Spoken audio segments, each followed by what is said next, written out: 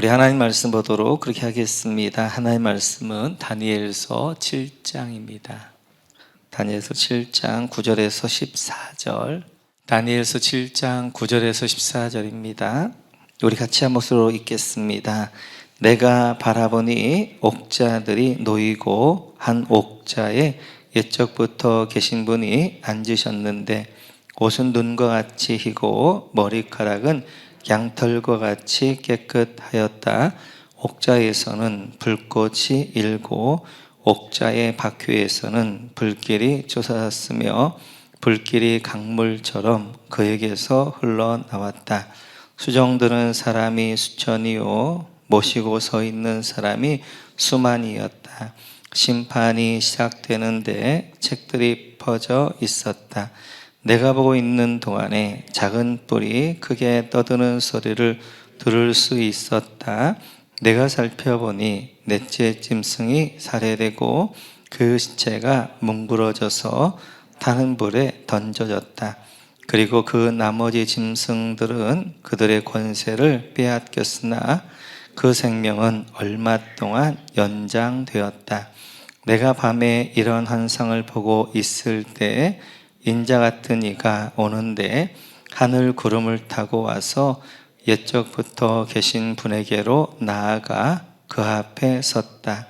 옛부터 계신 분이 그에게 권세와 영광과 나라를 주셔서 민족과 언어가 다른 뭇백성이 그를 경배하게 하셨다. 그 권세는 영원한 권세여서 옮겨가지 않을 것이며 그 나라가 멸망하지 않을 것이다. 아멘. 우리는 지난주 다니엘서 2장에 나오는 세상 나라와 하나님 나라, 그리고 다니엘서 7장에 나오는 세상 나라와 하나님 나라를 비교해 봤습니다. 다니엘서 2장에 나오는 세상 나라 하나님 나라는 세상적인 관점, 그리고 세상의 관점으로 봤을 때 세상 나라 하나님 나라였고요. 그래서 세상적인 관점으로 봤을 때는 세상 나라는 금 같고 은 같고 돈 같고 화려하고 멋지고 그리고 철 같고 강한 나라지만, 그러나 그들이 볼 때 하나님 나라는 돌같이 값어치 없고 무가치한 것처럼 보이기 때문에 그들은 하나님 나라를 취하는 것이 아니라 세상 나라를 취하면서 산다라고 말씀을 드렸고요. 7장에서는 하나님 나라의 관점으로, 영적인 관점으로 봤을 때 세상 나라는 짐승과 같은 나라였다. 그래서 사자 아니면 곰, 표범, 괴물이라 할지라도 그들은 다 짐승과 같은 거였고, 하나님 나라는 영광스러운 나라, 그리고 영광의 주, 그리고 인자 같은 이라고 하면서 하나님 나라에 대해 그렇게 관점을 봤는데, 그래서 우리는 어떤 관점을 봐야 될 것인가? 바로 7장의 관점으로 하나님 나라와 세상 나라를 봐야 된다. 그래서 지난주에는 그렇게 봤고요. 그러면 하나님 나라 관점에, 영적 관점에 보는 하나님 나라는 어떤 나라인가 하는 것들을 오늘은 살펴보도록 그렇게 하겠습니다. 우리 먼저 9절 읽어볼까요? 9절입니다. 같이 읽습니다. 내가 바라보니 옥자들이 놓이고 한 옥자에 옛적부터 계신 분이 앉으셨는데 옷은 눈과 같이 희고 머리카락은 양털과 같이 깨끗하였다. 옥자에서는 불꽃이 일고 옥자의 바퀴에서는 불길이 솟았으며. 아멘. 여러분, 옥자들이 놓이고, 여기다 밑줄 그어 주시고요. 지금 내가 봤는데 그 내가는 누구예요? 다니엘이 본 거예요. 다니엘이 봤는데 하늘에 보좌를 본 것입니다. 보좌, 영광의 보좌, 그리고 심판의 보좌. 그 보좌는 바로 영광의 보좌이면서 그 보좌는 심판의 보좌가 되어져요. 뿐만 아니라 요한계시록에서도 20장 한번 보실까요? 같이 읽죠. 시작. 나는 크고 흰 보좌와 거기에 앉으신 분을 보았습니다. 땅과 하늘이 그 앞에서 사라지고 그 자리마저 찾아볼 수 없었습니다. 요한계시록 20장에 예수 재림해오신 우리 주님, 하나님 나라 이 땅 가운데 이루어지면서 그가 봤는데 크고 이제 여긴 나는 누구예요? 요한 사도죠. 요한 사도 봤는데 크고 흰 보좌를 봤다. 그래 백보자 심판 그렇게 이야기하지요. 그래서 요한계시록 20장에 나오는 내용은 다니엘서에 나온 이 보좌예요. 이 보좌 이제 다니엘이 봤던 그 보좌를 누가 본 거예요? 요한이 받고 그거에 대해서 이야기하고 있습니다. 그래서 전반부는 제가 계시록과 왔다 갔다 하면서 그래서 이제 다니엘서의 말씀을 가지고 계시록이 어떻게 그것을 가지고 와서 그 이미지를 가지고 이야기하고 있는가 하는 것들을 살펴볼 것입니다. 계속해서 보시면 9절을 다시 한번 보시면 거기 보니까 여러분 옛적부터 계신 분에다 동그라미 쳐주시고요. 9절에 옛적부터 계신 분, 개역개정에서는 항상 계신 이라고 되어져 있어요. 근데 보좌 앉아 계신 분이 누구냐? 옛적부터 계신 분, 바로 영원하신 하나님, 그 하나님이 보좌에 앉아 계신다는 거예요. 그래서 요한계시록 20장에서 보니까 흰 보좌가 있는데 거기에 하나님이 앉아 계셨다라고 했는데 그분을 바로 다니엘서에서 옛적부터 계신 분, 항상 계신 분, 그분 어떤 분? 역사의 주관자이시고 알페와 오메가가 되어주시고 그래 역사를 시작하신 분, 태초에 이 땅을 시작하신 분이시고 그리고 이 땅을 마치실 분이 바로 보좌에 앉아 계신다라고 말씀하게 되어집니다. 그러면서 그 밑에 보게 되면 여러분 옷은 눈과 같이 희고 여기다 밑줄 그어주시고요. 그 보좌에 앉아 계신 옛적부터 계신 심판주 하나님을 보니까 옷이 눈같이 희다는 것입니다. 이 눈같이 희다는 것은 그분은 정결한 거룩하신 분이시고 의로운 심판자라는 거예요. 그래서 이제 이 땅을 심판하신 분은 바로 거룩하실 뿐만 아니라 눈같이 죄가 하나도 없고 의로우신 분이시다라고 말씀하게 되어집니다. 그러면서 그 이제 옆에 보면 머리털은 깨끗한 양털과 같다. 머리카락은 양털과 같이 거기까지 밑줄 그어주시고요. 또 이게 옷을 보니까 옷은 눈과 같이 힐 뿐만 아니라 머리카락을 보니까 양털과 같이 희다. 그렇게 이제 말씀하게 되었습니다. 머리카락이 저보다 더 희었나 보죠. 그러니까 연로하신 어르신, 그래서 연로하신 어르신, 인자하신 그런 어르신의 그런 모습. 그러니까 심판장으로 계시는 우리 주님이 어떤 분이시냐? 거룩하시고 의로운 심판장일 뿐만 아니라 정말 인자하신 그런 심판장이다라는 것들을 설명하고 있습니다. 그래서 이제 다니엘서에 보게 되면 이런 표현들로 표현하게 되어지는데 요한계시록도 마찬가지죠. 우리 한번 1장 14절로 가볼까요? 같이 읽죠. 시작. 머리와 머리털은 흰 양털과 같이 또 눈과 같이 희고 눈은 불꽃과 같고. 요한계시록 1장에 나오는 그 심판주가 누구예요? 다니엘이 봤던 그 심판주. 그분은 바로 옷은 눈과 같이 힐 뿐만 아니라 머리털은 머리카락 양털과 희신 분. 이제 다니엘이 봤던 그분이 바로 요한계시록에서 이 땅을 마지막 심판하시는 분으로 이제 묘사되어져 있는 것들을 볼 수 있습니다. 뿐만 아니라 그 밑에 보게 되어지면 옥좌에서는 불꽃이 일고, 여기다 밑줄 그어주시고요. 그 보좌를 보니까 보좌가 불꽃으로 되어져 있다는 거예요. 하나님의 심판이 어떤 심판이냐? 불과 같은 심판이라는 거예요. 불과 같은 심판. 그래서 이제 그 보좌에서 이제 불꽃이 튀는 것처럼 그 심판은 바로 이제 보좌에 이제 이렇게 불과 같은 심판이다라고 말씀하게 되었습니다. 그래서 마지막에 심판할 것들을 역사 가운데 보여주고 있는 것들이 많잖아요. 그 가운데 하나가 뭐예요? 소돔과 고모라 땅을 하나님이 불로 멸하잖아요. 마찬가지로 이제 불로 심판하실 심판주다라고 말씀하게 되어집니다. 뿐만 아니라 옥좌의 바퀴에서는 불길이 치솟았으며 여기다 밑줄 그어주시고요. 그리고 이제 그 옥좌의 바퀴에서 이제 불꽃이 치솟으며 이제 불로 가득하게 되어지는 것들을 볼 수 있습니다. 그래서 요한계시록 1장에서도 마지막 때 이렇게 말씀하게 되어지죠. 우리 한번 1장 14, 15절 같이 읽죠. 시작. 머리와 머리털은 흰 양털과 같이 또는 눈과 같이 희고 눈은 불꽃과 같고 발은 풀무불에 달구어 낸 노새와 같고 음성은 큰 물소리와 같았습니다. 보좌에 앉으신 분을 봤는데 그분은 어떤 분이냐? 아까도 봤던 것처럼 이제 다니엘이 봤던 그 보좌의 심판주를 누가 보는 거예요? 요한이 또 보는 것입니다. 그래 똑같이 묘사를 하게 되어지는 거예요. 발에서는 어떻게 하나 풀무불이 달리고 이제 그렇게 불꽃과 같이 불로 이제 심판하시는 분이라고 묘사하고 있는 것들을 볼 수 있습니다. 뿐만 아니라 10절 우리 한번 같이 읽어볼까요? 10절입니다. 10절 같이 읽습니다. 불길이 강물처럼 그에게서 흘러나왔다. 수종드는 사람이 수천이요 모시고 서 있는 사람이 수만이었다. 심판이 시작되는데 책들이 펴져 있었다. 아멘. 불길이 강물처럼 여러분 밑줄 그어주시고요. 이렇게 보좌에 불꽃이 일게 되어졌고 그 옥좌의 바퀴에서 불길이 치솟았는데 그 불길이 뭐처럼요? 강물처럼 흘러내립니다. 어떤 현상이 되세요? 화산이 폭발하면서 용암이 막 흘러내리는 것과 같은 그런 환상들.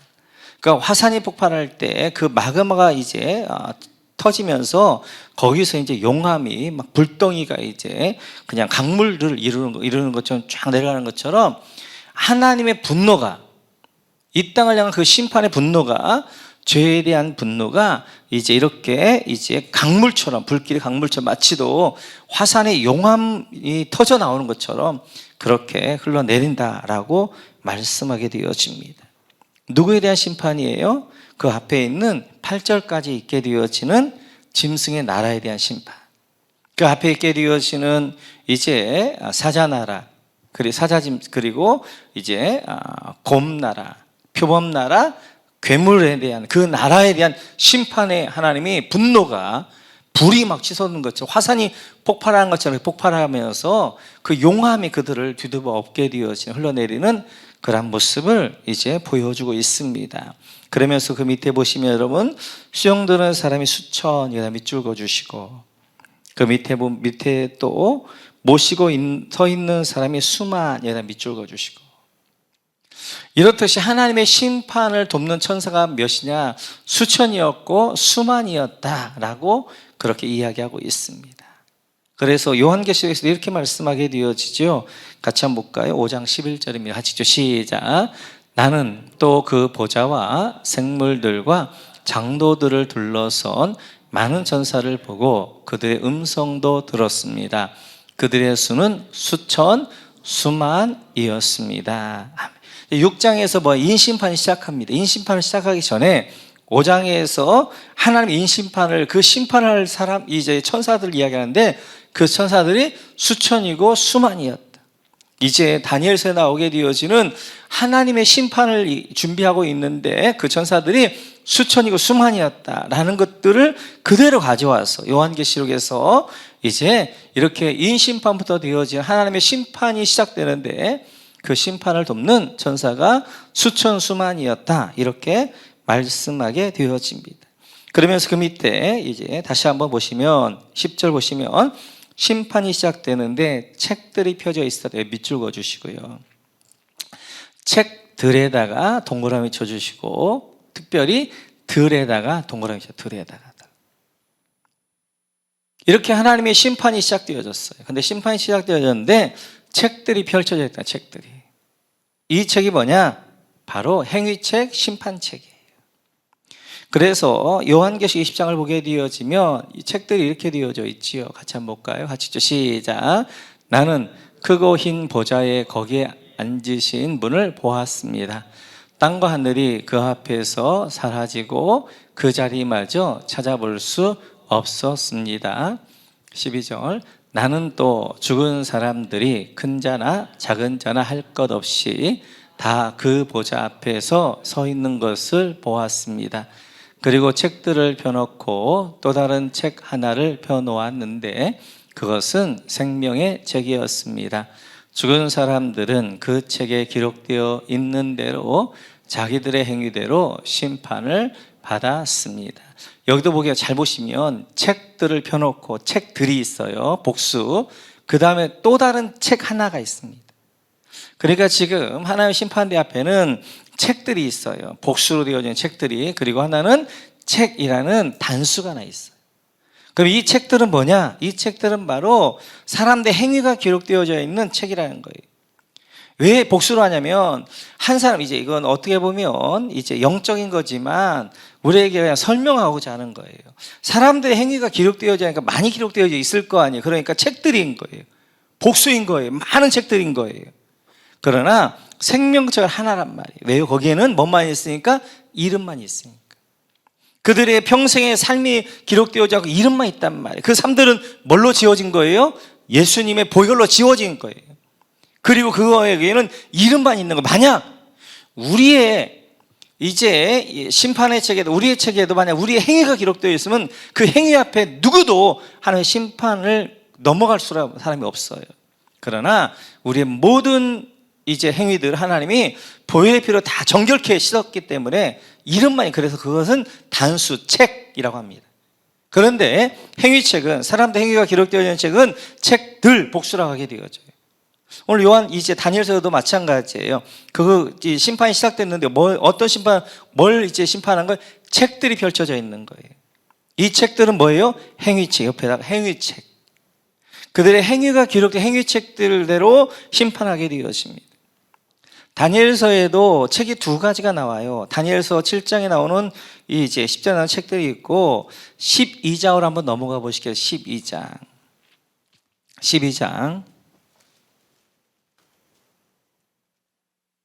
1절입니다. 같이 한번 읽죠. 시작. 그때 너의 백성을 지키는 위대한 천사장 미가엘이 나타날 것이다. 그리고 나라가 생긴 뒤로 그때까지 없던 어려운 때가 올 것이다. 그러나 그때에 그 책에 기록된 너의 백성은 모두 피하게 될 것이다. 여러분, 그때 그 책에 기록된, 여기다 밑줄 그어주시고 책에다 동그라미 쳐주시고, 7장에는 책들이란 말이에요. 이 책들은 뭐예요? 요한계시록에 나와 있는 책들, 행위책들. 12장에는 이제 구원의 책이 나온단 말이에요. 생명책이 나온다. 거기는 뭐라고 해도 단수로 책이라고 나온단 말이에요. 요한계시도 마찬가지. 그래서 요한계시록도 이제 생명의 책은 또 다른 하나의 책, 그렇게 된단 말이에요. 그래서 다니엘서에 나와 있는 책들과 책을 그대로 요한계시 가지고 와서 설명하고 있단 말이에요.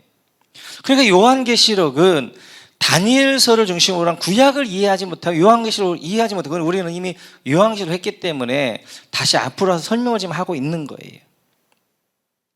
중요한 것은 우리 이름이 어디에 기록되어야 하는 거예요. 어디에?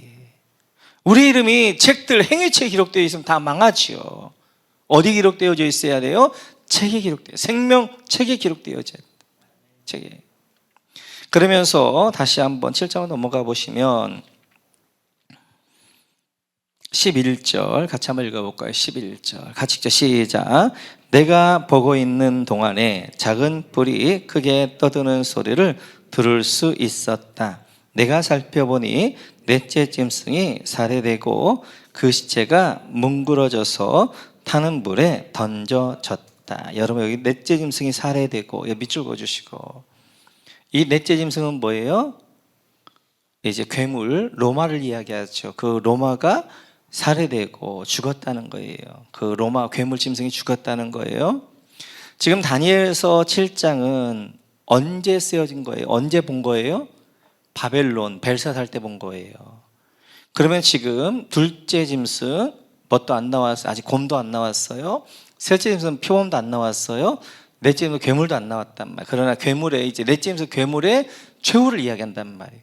괴물이 이제 어떻게 하는 거예요? 넷째 짐승 그 괴물이 살해될 것이며, 그리고 그 밑에 보시면 타는 불에 던져질 것이다. 그래서 그 괴물이 살해될 뿐만 아니라 그 괴물이 어떻게 되어지는 거예요? 타는 불에, 지옥불에 던져질 것이다 라고 말씀하게 되어져요. 그래서 요한계시록 14장을 보면 이렇게 말씀하십니다. 같이 한번 볼까요? 같이 읽죠. 시작. 또 세 번째 다른 천사가 그들을 뒤따라와서 큰 소리로 말하였습니다. 그 짐승과 그 짐승 우상에게 절하고 이마나 손의 표를 받는 사람은 누구든지 또 하나님의 진노의 포도주를 마실 것이다. 그 포도주는 물을 섞어서 묽게 하지 않고 하나님의 진노의 잔에 부어 넣은 것이다.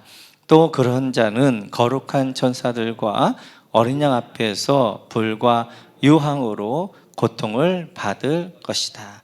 요한계시도 마찬가지다. 그렇게 짐승을 따르는 자, 짐승을 이제 우상 앞에 절했던 자들은 불과 유황으로 고통받을 거야, 던져질 것이다 라고 말씀하게 되어집니다. 뿐만 아니라 12절에 또 이렇게 이야기하지요. 우리 같이 한번 읽어볼까요? 시작. 그리고 그 나머지 짐승들은 그들의 권세를 빼앗겼으나 그 생명은 얼마 동안 연장되었다. 여러분, 연장되었다 밑줄 그어주시고, 그 나머지 짐승 뭐예요? 첫 번째 짐승 사자 바벨론, 두 번째 짐승 곰 페르시아, 세 번째 짐승 표범 이제 알렉산더 헬라는 어떻게 하는 거예요? 연장되어졌다는 거. 언제까지? 그래서 우리 예수님, 초림의 예수님이 언제 오시는 거예요? 괴물 시대, 로마 때 오시잖아요. 그래서 어떻게 하나님 나라가 로마를 무너뜨리게 되어지죠. 그러나 그 전에 있었던 이제 바벨론이랄지 페르시아랄지 헬라는 언제? 그들 연장되었다. 우리 주님 언제 올 때? 재림에 오실 때 그들은 그 연장되었지만 그들도 그들과 동일하게 넷째 짐승이었던 이제 괴물과 동일하게 그들도 멸망될 것이고 그들도 유황불에 던져질 것이다 라고 말씀하게 되어져. 오늘 이제 9절에서 오늘 12절까지를 보면 하나님 나라, 하나님 나라의 영광, 그 하나님 나라가 이 땅 가운데 어떻게 임하게 되어지는, 하나님의 보좌가 있게 되어지고 그 보좌로부터 심판이 있게 되어져서 누구를 심판할 것인가. 바로 앞에 나와 있는 1절부터 8절까지 있는 짐승의 나라를 심판하게 되어지고 짐승을 따른 자를 심판할 것이고 그리고 짐승에게 표를 받는 자를 심판할 것이다 라고 말씀하신단 말이에요. 우리는 끝을 아는 자들이에요.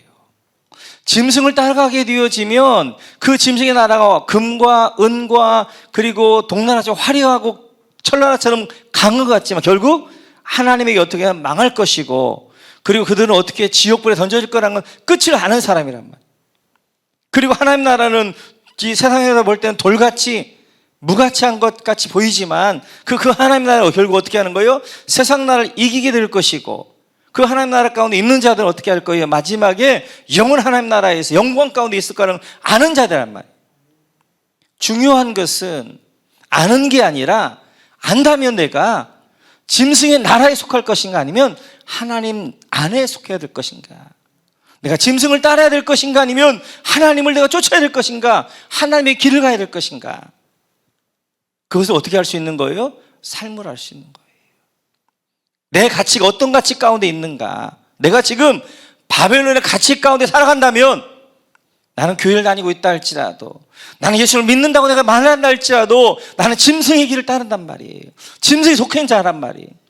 성공의 가치를 쫓아가게 되어지고 외모와 꿈의 가치를 쫓아가게 되어지고 물질과 그리고 이제 이런 세상 쾌락의 섞임의 가치를 쫓아가게 되어지면 내가 교회 나온다 할지라도 나는 짐승의 길을 따라가는 자이고 짐승의 우상 앞에 절하는 자이고 그리고 그들은 망할 자이고 그래서 마지막에 주님이 뭐라고 말씀하냐면 믿음을 보겠느냐.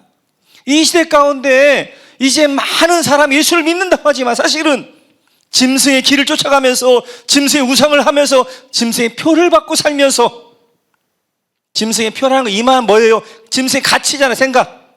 그 세 가지의 가치를 가지고 바벨론 가치를 가지고 살면서 내가 교회 나온다고 한단 말이에요. 제가 코로나 시작할 때 말씀드렸던 것처럼 코로나라는 것은 알곡과 쭉정이를 하나의 구별하는 시간이었습니다. 그래서 코로나 때도 수많은 사람들이 떨어졌지만 지금 교회마다 영혼들이 우두두 떨어지고 있단 말이에요. 교회마다 많은 영혼들이 교회를 떠나고 있단 말이에요. 세상이 너무 좋으니까 바벨 가치를 따라가게 되어지니까 결국 가면 갈수록 많은 사람 교회를 떠나게 될 것입니다. 왜요? 세상이 너무 좋아요. 세상이 너무 화려해요. 금나라입니다. 은나라입니다. 그리고 바벨론 가치를 쫓아가다 결국 어떻게 하는 거예요? 바벨론을 쫓아서 가게 되어질 거예요. 우리에게는 하나님은 끝을 보여주신다.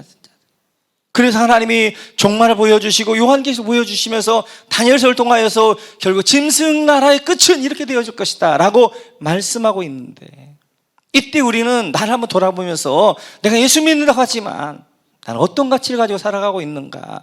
바벨론의 가치를 가지고 살아가고 있는, 아니면 나는 새 예루살렘의 가치, 성공의 가치가 아니라 충성의 가치를 가지고, 외모와 꾸밈의 가치가 아니라 내면과 가꿈의 가치를 가지고, 그리고 물질과 쾌락을 쫓아가며 섞임의 가치가 아니라 순결한 신부의 가치를 가지고 내가 살아가고 있는가? 내가 어떤 가치를 가지고 살아가고 있는가를 보면 내가 예수님의 길을 걷고 있는가? 아니면 내가 짐승의 길을 걷고 있는가?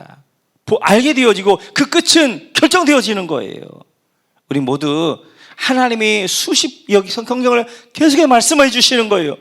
짐승이 나는 이렇게 망할 거다. 그들이 이렇게 지옥불에 던져질 것이다. 결단코 짐승의 이 길을 따라가지 말아라 라고 말씀하고 계시는데, 우리 뭐 다시 한번 기억하면서 나는 지금 예수를 믿고 있다고 해야 하는데 나는 어떤 가치를 가지고 살아가고 있는가 다시 한번 확인해 보시고, 우리 모두가 짐승의 길을 따라가지 않고 새 예루살렘에 같이 하나님 나라 안에서 우리 예수님의 그 길, 그 좁은 길, 그 십자가의 길을 걸어가는 여러분 모두가 되시기를 주님의 이름으로 축원합니다. 13절에 보면 이렇게 말씀하셔요. 같이 한번 읽어볼까요? 13절 같이 시작. 내가 밤에 이러한 환상을 보고 있을 때 인자 같은 이가 오는데 하늘 구름을 타고 와서 옛적부터 계신 분에게로 나아가 그 앞에 섰다. 그 다음에 이제 뭘 봤냐면 밤의 환상을 하나 더 봅니다. 그거 봤는데 인자 같은 이에다 밑줄 그어 주시고요. 인자 같은 이를 봐요. 인자 같은 이. 인자 같은 이는 메시아의 아주 중요한 호칭입니다. 메시아의 사인. 그래서 메시아의 이름, 구원자의 이름.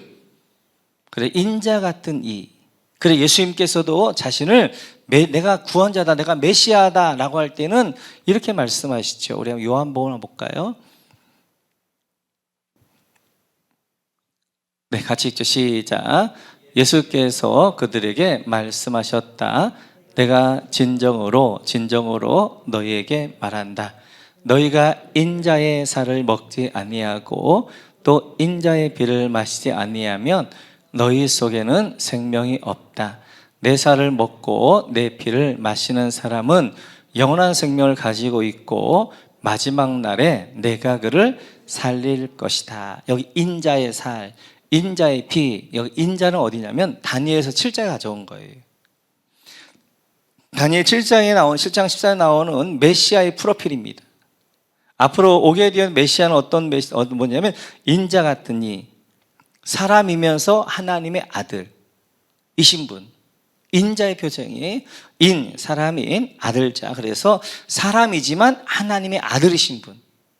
그래서 예수님께서는 늘 자신을 메시아다, 내가 구원자다라고 할 때는 바로 내가 이제 다니엘서 7장에서 이야기하고 있는 그 메시아, 인자야. 그러면서 인자의 살을 먹고 인자의 피를 마시지 아니하면, 바로 인자 같은 이의 피와 살을 마시지 아니하면 너희는 구원을 생명이 없다라고 말씀하게 되어져요. 그래서 여기 이제 다니엘서 7장 13절에 나오는 인자 같은 이는 굉장히 중요한 메시아의 프로필입니다.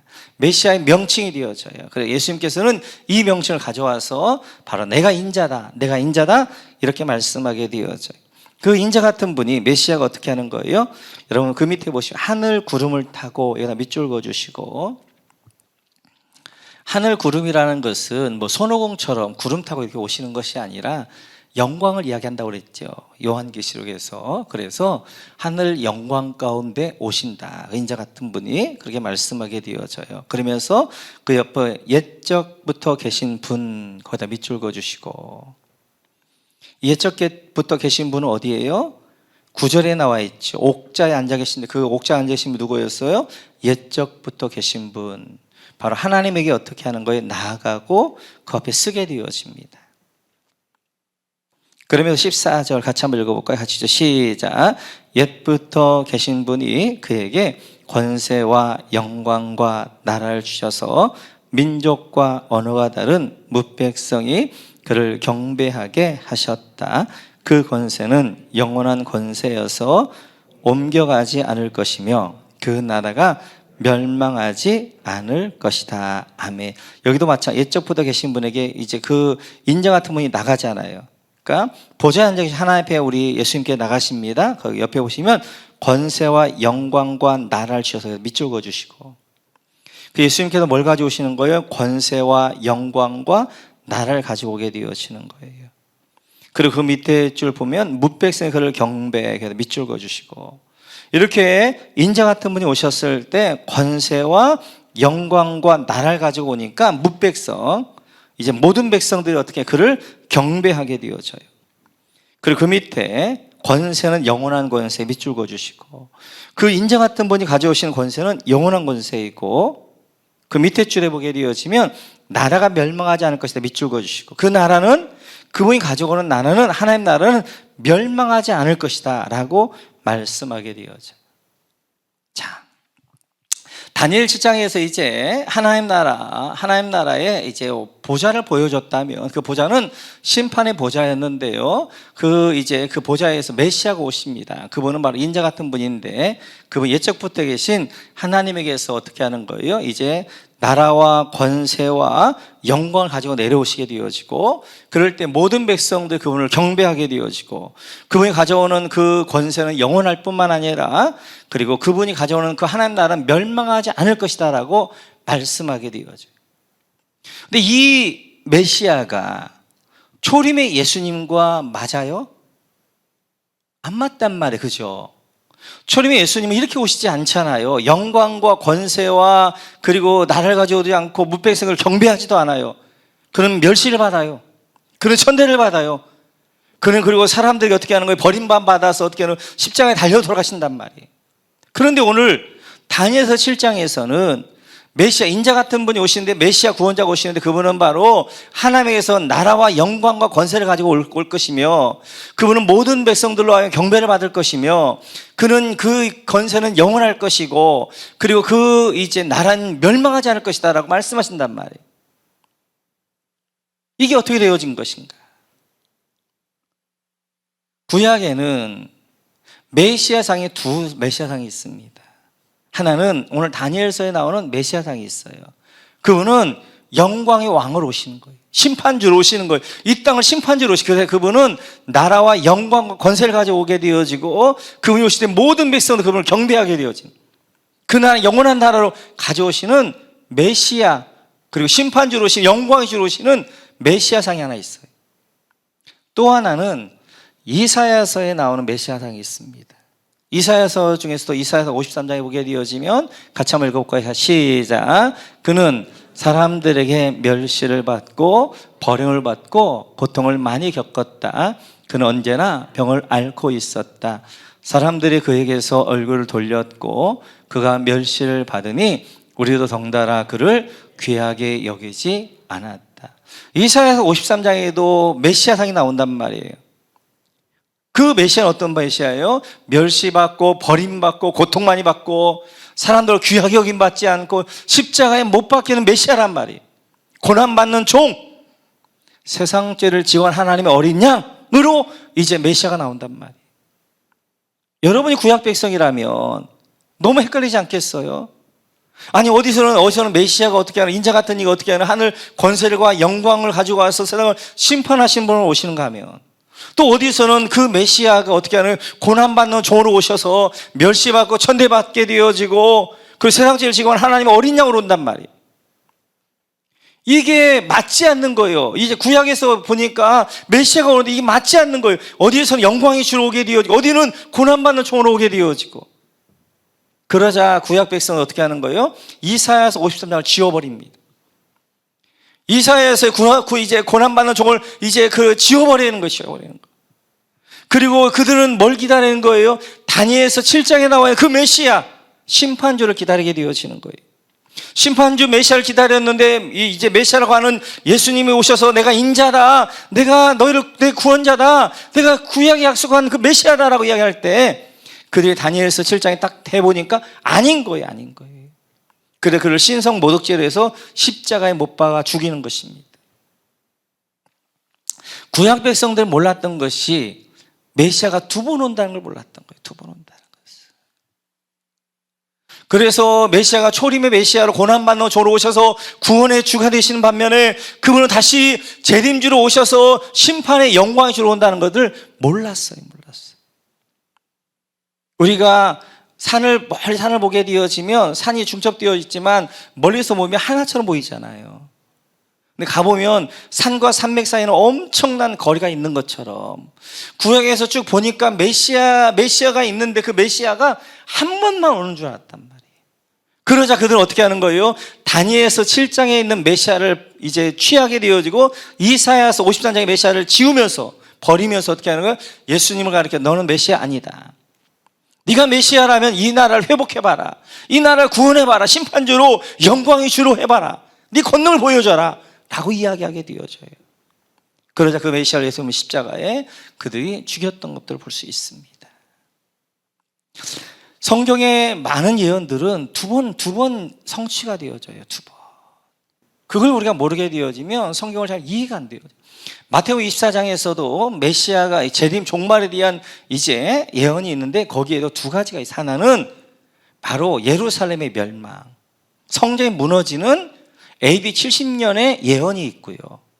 또 어떤 예언들은 마지막에 예수님이 오시게 되어지는 종말의 예언들이 있어요. 그 예언들이 중첩되어 있어요. 그래서 하나님의 예언은 대부분이 두 번 성취가 되어져요. 구약의 예언은 한 번은 초림의 예수님에게서 또 한 번 재림의 예수님에게서 이렇게 이야기해요. 요한계시도 마찬가지잖아요. 우리가 봤던 것처럼. 요한계시도 두 번 성취가 되어져. 언제? 한 번은 로마 시대 한 번 성취가 되고 또 한 번 어떻게 하는 거예요? 예수님 재림 때 성취가 되어진단 말이에요. 하나님 나라도 마찬가지예요. 하나님 나라 두 번 임하게 되어져요. 두 번. 하나님 나라는 이미 왔어요. 이미. 예수님께서 이제 이 땅에 오셨을 때 회개하라 천국에 가까워 하나님 나라 가까웠느니라 말씀하시면서 초림의 예수님이 뭘 가지고 오셔요? 하나님 나라를 가지고 오신단 말이에요. 그분이 부활하심으로 하나님 나라를 완성하시게 되어지는 거예요. 그래서 이미 하나님 나라가 우리 가운데 임했어요. 그런데 그 하나님 나라는 아직 오지 않은, 완성되지 않은 나라. 우리 가운데 하나님 나라가 임했지만 그러나 아직은 완성되지 않는, 그래서 우리는 이미와 아직 가운데 살고 있단 말이에요. 이미와 아직 가운데. 이 이야기는 하나님 나라는 우리 엄경 목사님이 최고의 권위자세요. 그래서 부흥회 때 오셔서 이제 하나님 나라에 대해서 자세하게 여러분 설명해 줄 거예요. 그때 들으셔요. 그때. 그러면 이미 하나님 나라 와 있지만 그러나 하나님 나라는 우리 예수님 재림에 오실 때 완성되어진단 말이에요. 이 땅에서 하나님 나라를 맛보는 거예요. 그래서 여러분 우리는 죽어가는 천국이 아니에요. 우리는 예수 믿어 지금 하나님 나라를 경험해야 되면 여기서 맛봐야 된단 말이에요. 여기서 하나님 나라 가운데 살아야 된단 말이에요. 그 사람이 어떻게 하는 거예요? 완성된 하나님 나라에 들어가는 거예요. 지금 내가 하나님 나라 가운데 살지 못하면서 나는 그냥 이 땅에서 그냥 그렇게 잘못하면 우리가 이분법적인 신앙생활을 하기 쉽단 말이에요. 교회에서는 예수 믿는 사람처럼 세상 나가는 세상 사람들처럼 세상 가치를 가지고 살아가게 되어지고, 그리고 그냥 여기서 대충 살다가 나는 예수만 영접을 하고 있다가 어떻게 하는 거예요? 나는 천국만 가면 되는 것처럼. 아니에요. 지금 하나님 나라를 경험하지 못한 사람은 앞으로 완성될 하나님 나라를 못 들어가는 거예요. 하나님 나라는 일직선이에요. 죽음이라는 걸 통해서 갈 뿐이죠. 완성되어지는 것이죠. 그러면 왜 하나님 나라는 이미 왔지만 아직 완성되었지 않았는가? 이 이미와 아직 사이는 우리는 뭘 해야 될 것인가? 우리는 이 사이에 우리는 지금 놓여 있는데 우리가 해야 될 일은 무엇일 것인가? 이제는 그것이 바로 창조 4일과 5일과 6일에 있었던 일들을 하셔야 되는 거예요. 그래서 우리 예수님께서 창조 첫날, 둘째 날, 셋째 날 어떻게 하는 거예요? 이제 어떻게 하는 거예요? 혼돈한 세상을 물리치고 질서를 틀을 만드시잖아요. 그래서 제가 말씀드렸던 것처럼 예수님의 십자가에 죽으시고 3일 만에 부활하신 이유가 뭐냐? 바로 창조하고 연관되어져요. 창조 첫날, 둘째 날, 셋째 날 이제 하나님 나라의 틀을 만들었던 것처럼 예수님께서 첫째 날, 둘째 날, 이제 셋째 날에 부활하심을 알며 뭘 만든 하나님 나라의 틀을 만드시는 거예요. 그리고 우리는 지금 뭐 해야 될 것이냐? 넷째 날, 다섯째 날, 여섯째 날 이 틀에 더 어떻게 해야 되는 거예요? 내용들을 채우는 일들을 해야 된단 말이에요. 하나님 나라가 이제 이루어졌다. 그 하나님 나라에 영혼들을 구원하는 일, 영혼을 채우는 일, 이 일을 우리가 해야 된단 말이에요. 그 일을 교회가 해야 되고 그 일을 성도들이 해야 되고, 그 일을 어떻게 할 것인가? 그 일은 여러분들이 하나님의 형상을 회복해 감으로 그 일들을 하는 거예요. 여러분, 우리가 하나님의 모양을 회복해 감으로 그 일을 하는 거예요.